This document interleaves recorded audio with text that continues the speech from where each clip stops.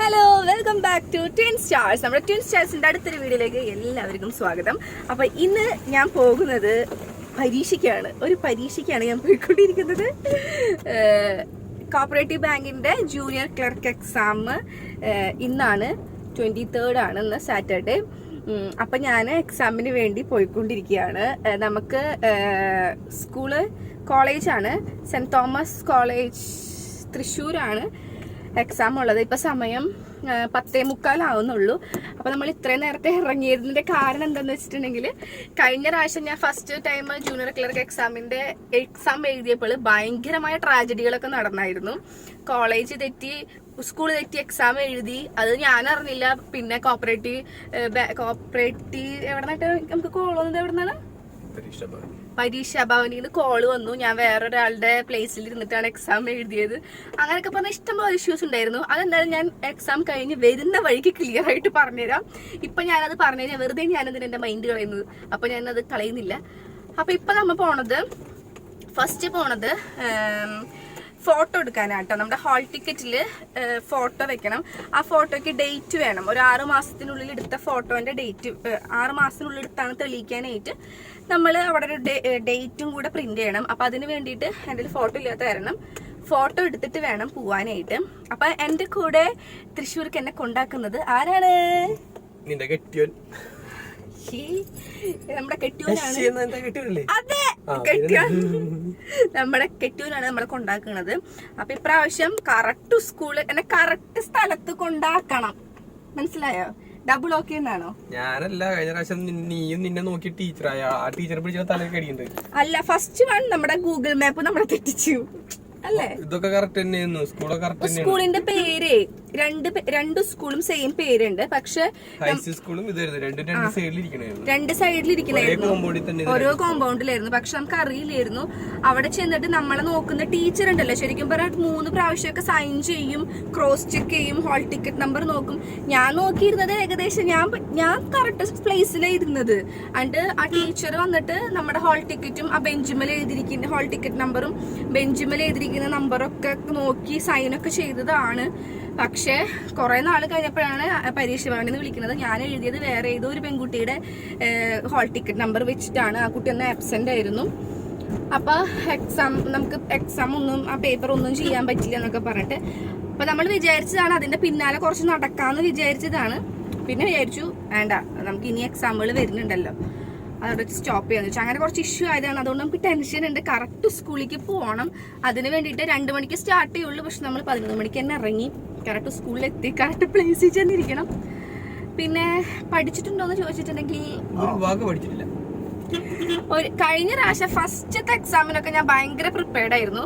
ഒരുപാട് നാൾ മുമ്പ് തന്നെ നന്നായിട്ട് റെഫർ ചെയ്തിരുന്നു ബുക്കുകളൊക്കെ. ഇപ്രാവശ്യം ഒന്നാമത്തത് എനിക്ക് അതിനുള്ള നേരമില്ല, രണ്ടാമത്തത് അതിന്റെ ഒരു ഇൻട്രസ്റ്റ് പോയി. അതാണ് സത്യം പറഞ്ഞത്. പക്ഷെ ഞാൻ ഡിഗ്രി ഒക്കെ കോപ്പറേഷൻ ആയിരുന്നോണ്ട് എവിടെയെങ്കിലും എന്തെങ്കിലുമൊക്കെ കിട്ടും. നമ്മുടെ സബ്ജക്ട് ബേസ്ഡ് ചോദിച്ചാൽ കിട്ടും, GK ചോദിച്ചാൽ ഒന്നും കിട്ടത്തില്ല. അതാണ് സംഭവം. അപ്പൊ എന്തായാലും ഞാനിനി ഫോട്ടോ എടുക്കണം. ഫോട്ടോ എടുത്തിട്ട് നേരെ എക്സാം ഹാളിലേക്ക്. ഒരു മിനിറ്റ് അടിക്കാം.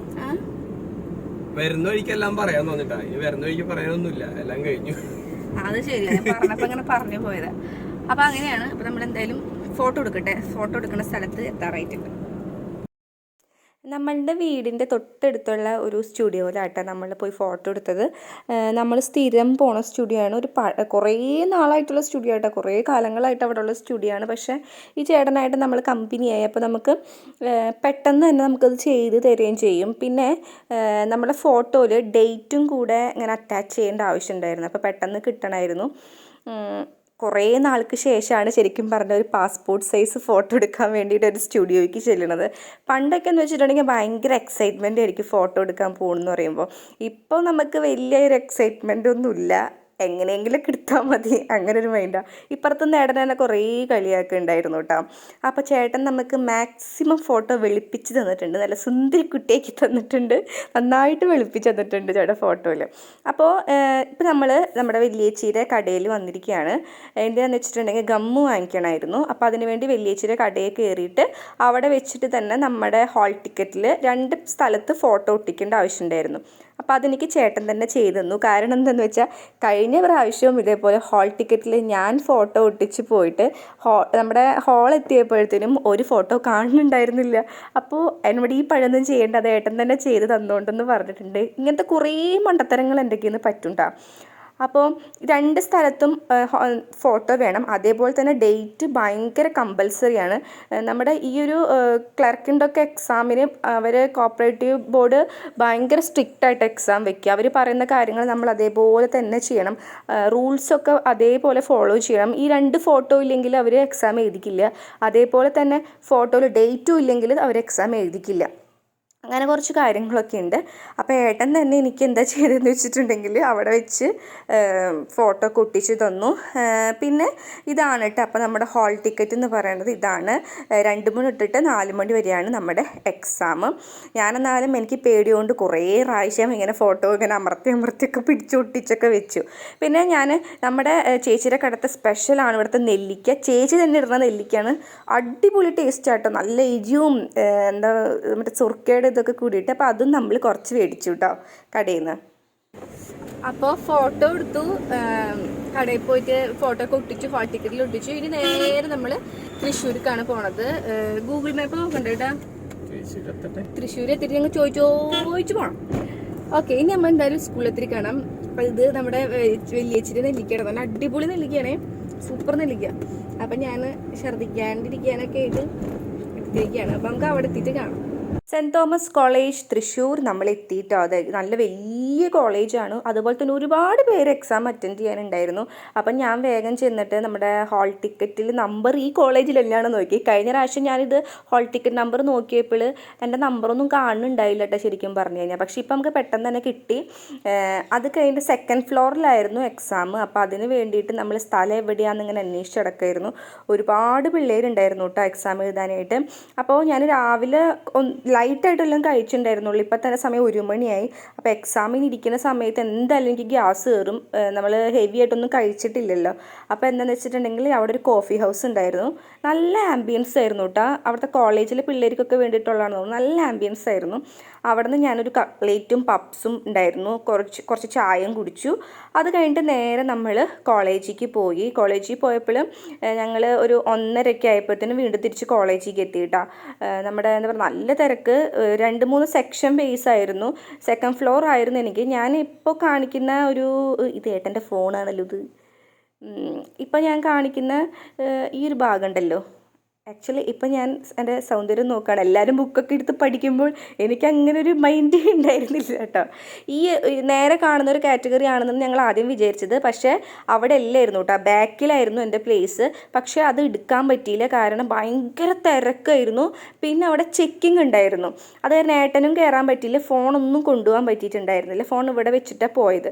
അപ്പോൾ ഈ ഒരു കാറ്റഗറിയിലല്ല കേട്ടോ ഞങ്ങൾ പോയത്. ഇതിൻ്റെ തൊട്ട് ഓപ്പോസിറ്റ് ഉണ്ട്, അതിൽ കൂടിയാണ് കയറിയത്. ഇതേപോലത്തെ ഒരു ക്രൗഡ് അവിടെ ഉണ്ടായിരുന്നു. പക്ഷെ അവിടെ ഈ പറഞ്ഞ പോലെ നമുക്ക് ഫോൺ യൂസ് ചെയ്യാൻ പറ്റിയില്ല. അങ്ങനെ ഞാൻ എക്സാമിന് കയറി. 2 മണിക്ക് എക്സാമിന് കയറിയതിന് ശേഷം ഏട്ടൻ ഒരു 2 മണിക്കൂർ നമ്മുടെ കോളേജിൻ്റെ സൈഡിൽ പാർക്ക് ചെയ്തിട്ട് അവിടെ ഇങ്ങനെ പോസ്റ്റ് അടിച്ചിരിക്കുകയായിരുന്നു. ഫോണിൽ കുറേ പാട്ടും കാര്യങ്ങളൊക്കെ വെച്ചിട്ട് പോസ്റ്റ് അടിച്ചിരിക്കുകയായിരുന്നു. ഞാനപ്പോൾ ഒരു 4 മണി 4:15 കൂടി എക്സാം കഴിഞ്ഞ് ഇറങ്ങുന്ന ഒരു സംഭവം ഏട്ടൻ എടുത്തിട്ടുണ്ട്. ആ ഒരു സീനാണ് കേട്ടോ. ഞാനിങ്ങനെ ആടിപ്പാടി, പക്ഷെ ഭയങ്കര തണ്ടൽ വേദനയും കാര്യങ്ങളൊക്കെ ആയിരുന്നു. ഭയങ്കര ബുദ്ധിമുട്ടിയിട്ട് ഇങ്ങനെ വരുന്നതാണ് കാണുന്നത്. എന്നെ കാണുന്നുണ്ടല്ലോ അല്ലേ?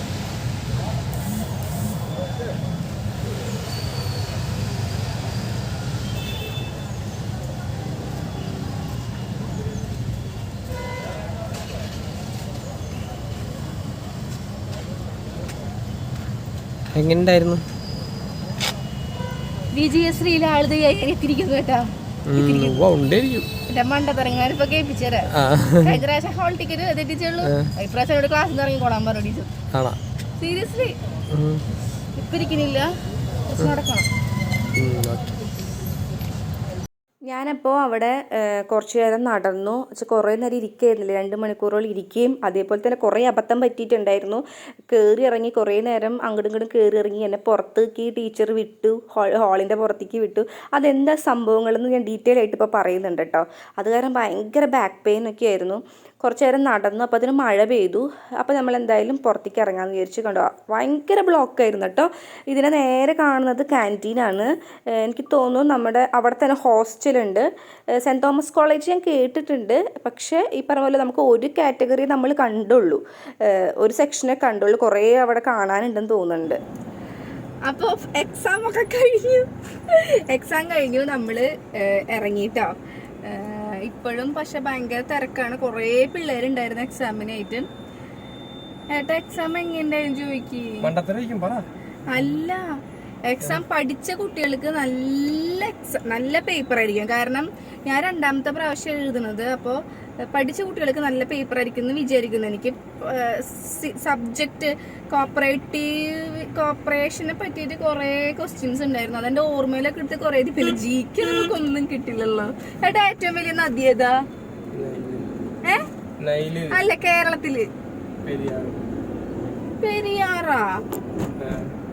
നീളം കൂടുന്ന ഗംഗല്ലേ? കേരളത്തിൽ പിന്നെ ഗംഗ പിന്നെ എവിടെയാ? ഉത്തരേന്ത്യ കൂടെ ഗംഗ. പിന്നെ എങ്ങനെ ഇവിടെ എത്തണേ? ആണോ? ഞാൻ ഗംഗ എഴുതിച്ചു. കേരളത്തിലെ ഏറ്റവും നീളം കൂടിയ നദി ഗംഗ. ഏട്ടാ എനിക്ക് പറ്റിയ മണ്ടത്തരം കേൾക്കണം ഏട്ടൻ. അപ്പൊ ഇത് മണ്ടത്തരല്ലേ? അത് ഇഷ്ടം പോലെ. ഞാനേ കേക്ക്, ഞാൻ എക്സാം ഹാളിലെത്തി. ഞാൻ പറയാം, ആദ്യത്തെ പ്രാവശ്യം പോയപ്പോഴ് ആയ ഒരു സംഭവം അല്ലാണ്ട് ഞാൻ ഫസ്റ്റ് ഹോൾ ടിക്കറ്റ് നമ്പർ തെറ്റിച്ചിരുന്നു ആദ്യ എക്സാമിന് പോയപ്പോൾ കേട്ടാ.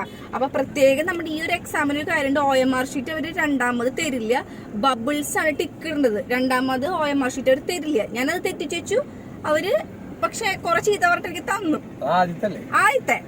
ഇപ്രാവശ്യത്തെ എന്താ അബദ്ധം പറ്റിയെന്ന് അറിയോ? ഇപ്രാവശ്യം ഞാൻ വലിയ കാര്യത്തിൽ പോയി ഹോൾ ടിക്കറ്റ് നമ്പറൊക്കെ കറക്റ്റ് ആയിട്ട് രേഖപ്പെടുത്തി ഇങ്ങനെ ആശ്വാസത്തോടെ ഇരിക്കുമ്പോള് അവര് എന്തായാലും നമ്മുടെ ID കാർഡ് ടെസ്റ്റ് ചെയ്യും, ID കാർഡ് ചെക്ക് ചെയ്യും. ഞാൻ നോക്കിയപ്പോ ഞാൻ എടുത്തിട്ട് പോയത് ഏട്ടന്റെ ID കാർഡ്. എന്നിട്ടുണ്ടല്ലോ അപ്പൊ ഞാൻ ഏട്ടന്റെ ID കാർഡ് അല്ലേ? എനിക്ക് വയ്യാണ്ടായി. അതല്ല വയ്യാണ്ടായത്, ബെല്ലടിച്ചു. എക്സാം മെയിൻ പേപ്പർ തരണ്ട ബെല്ലടിച്ചിട്ട് അപ്പൊ ഞാൻ ടീച്ചറോട് പറയണ, ടീച്ചർ എന്റെ ID പ്രൂഫ് തെറ്റിപ്പോയി ഹസ്ബൻഡിന്റെ അടുത്ത്. അപ്പൊ ചോദിച്ചു കോമ്പൗണ്ടിന്റെ ഉള്ളുണ്ടോ എന്ന് ചോദിച്ചപ്പോ ഉണ്ടെന്ന് പറഞ്ഞു. ഇത് 3ാമത്തെ നിലയിലായിരുന്നു എക്സാം. ബാഗ് അടിയില്, ഏറ്റവും അടിയില് പുറത്ത്. ഞാൻ അടിക്ക് ഇങ്ങനെ കുത്തനുള്ള സ്റ്റെപ്പ് അടിക്ക് ഇറങ്ങി വന്നപ്പോ ഡോറുകളൊക്കെ ക്ലോസ് ചെയ്തിരിക്കുന്നു. അവിടെ ഒരു ടീച്ചറോട് ചോദിച്ചു ഡോറൊന്ന് ഓപ്പൺ ചെയ്തിരുന്നു ചോദിച്ചപ്പോൾ പറഞ്ഞു ഇല്ല തരാൻ പറ്റില്ല പറഞ്ഞു. അപ്പുറത്ത് കൂടെ പോകാൻ പറഞ്ഞു. അപ്പുറത്ത് കൂടെ ഞാൻ നടന്നു പോയപ്പോൾ വഴി കാണണ്ടേ? അതിന്റെ വയറുണ്ടായിരുന്നൂടെ? അവർക്ക് പറയേണ്ട ആവശ്യമുണ്ടാ? എന്നിട്ട് തിരിച്ചു ഞാൻ വന്നു. എനിക്ക് ആകെ ടെൻഷനായിട്ടാ. ഞാൻ ഈശ്വര എന്നെ പോലെ ഞാൻ മാത്രമേ കാണുള്ളൂ. ഇത്രയും മണ്ടത്തരം ഒപ്പിക്കാൻ പറ്റുന്നത് അല്ല ഏട്ടാ, എന്നെ കൊണ്ടല്ലേ സാധിക്കുള്ളൂ ഇത്രയും മണ്ടത്തരങ്ങൾ ഒപ്പിക്കാനായിട്ട്. എന്നിട്ട് വേറൊരു ടീച്ചറെ കണ്ടപ്പോ ടീച്ചർ ഉഷ്യോ എന്ന് പറഞ്ഞിട്ട് ഇങ്ങനെ തുറന്ന് ഞാൻ ബാഗ് എടുത്ത് ഈ സ്റ്റെപ്പ് ഓടിക്കേറി അവിടെ എത്തിയപ്പോ തന്നെ എന്റെ പൊന്നേട്ട വയ്യാണ്ടായി. അപ്പൊ ഞാൻ ആലോചിച്ചേട്ടൻ വെള്ളം കൊണ്ടുപോയിക്കോളാൻ പറഞ്ഞില്ലേ? കഥച്ചിട്ടും പാടില്ല, ഒരൊറ്റ പിള്ളേരും വെള്ളം കൊണ്ടുവന്നിട്ടില്ല. പക്ഷെ നല്ല ടീച്ചറായിരുന്നു കേട്ടാ ഉണ്ടായിരുന്നത്. ചിലപ്പോ ഞാൻ ഇങ്ങനെ ഇരിക്കുന്നോണ്ടായിരിക്കണം എടുത്തില്ല എന്നൊക്കെ പോയിച്ചു. അത് കഴിഞ്ഞിട്ടുണ്ടല്ലോ എക്സാം കഴിഞ്ഞപ്പോ അതെന്നോട് ചോദിക്കുന്നേ മോളെ എങ്ങനെ ഉണ്ടായിരുന്നു എക്സാം? കഴിഞ്ഞ പ്രാവശ്യത്തേക്കാളെ എളുപ്പമുണ്ടായില്ലേ? ഞാൻ നല്ല എളുപ്പമുണ്ടായിരുന്നു. ജിക്കൊക്കെ ഞാൻ അപ്പൊ നല്ല എളുപ്പമുള്ള. പക്ഷെ സബ്ജക്ട് ബേസ് ഇംഗ്ലീഷ് ഗ്രാമർ അതൊക്കെ എനിക്ക് തോന്നുന്നു ഞാൻ തിരക്കേണ്ട രീതിയിൽ ഒരു 10 ക്വസ്റ്റ്യൻ 3 ശരിയാക്കിയിട്ടുണ്ടാവും കേട്ടാ. അതെനിക്ക് ഉറപ്പുണ്ട്. പക്ഷെ സത്യം പറഞ്ഞ ഒരു വീഡിയോ എടുക്കാൻ വേണ്ടി വന്നതല്ലേ? പക്ഷെ അല്ല അത് ഞാനൊന്നും പ്രിപ്പയർഡ് ആയിരുന്നില്ല. പക്ഷെ നമ്മ പഠിച്ച പിള്ളേർക്ക് അല്ലെങ്കിൽ ഇപ്പൊ പഠിച്ചുകൊണ്ടിരിക്കുന്ന പിള്ളേർ എക്സാം എഴുതുന്നുണ്ടെങ്കിൽ അവരൊക്കെ നല്ല എളുപ്പമുണ്ടായിരിക്കും. സബ്ജക്ട് റിലേറ്റഡ് ഇഷ്ടംപോലെ ക്വസ്റ്റ്യൻസ് വന്നിരുന്നു. പക്ഷെ ജിക്ക് ഞാൻ തൊടില്ല. പിന്നെ കണക്ക് കൊറേ ഉണ്ടായിരുന്നു. ഞാൻ ക്വസ്റ്റ്യൻ ചോദിക്കട്ടെ? എയുടെ മകളാണ് ബി, സിയുടെ അമ്മയാണ് ബി. ബി അതായത് എയുടെ മകളാണ് ബി, സിയുടെ അമ്മയാണ് ബി.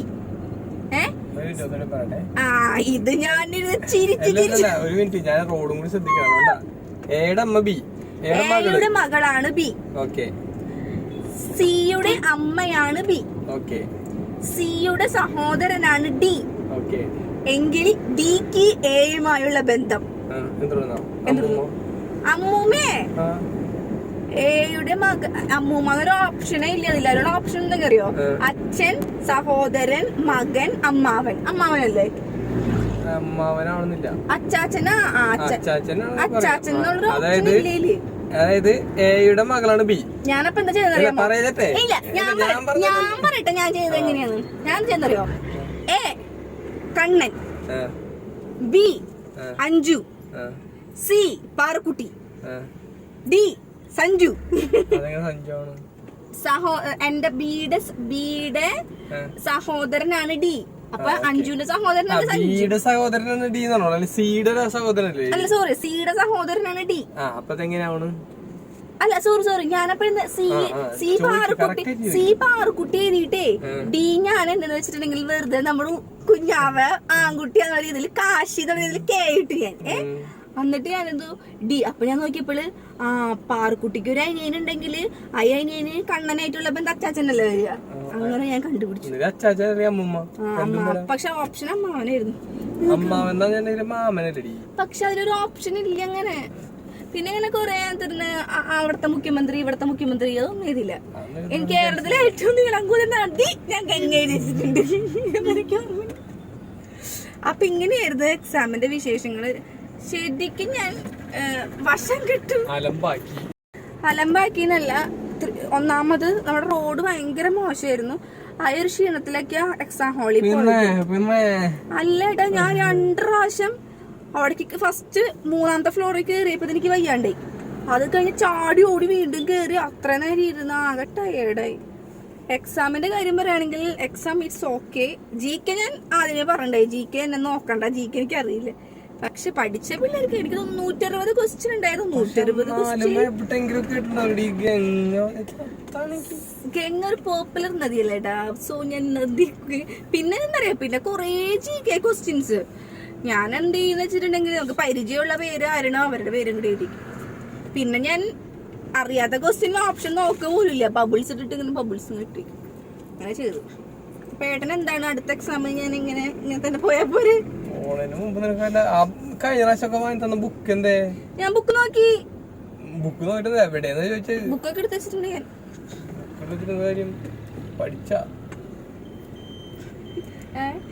ഞാൻ പഠിച്ചിട്ടുണ്ടായില്ല ഇപ്രാവശ്യം. അപ്പൊ ഇങ്ങനെയൊക്കെയാണ് എന്റെ എക്സാമിന്റെ വിശേഷങ്ങള്. അപ്പൊ മക്കളെ എന്റെ പൊന്നി കേട്ടില്ലേ ഗംഗ.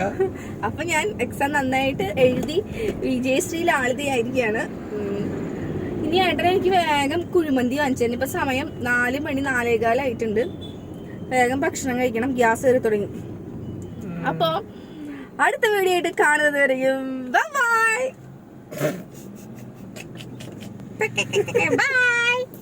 ഗംഗ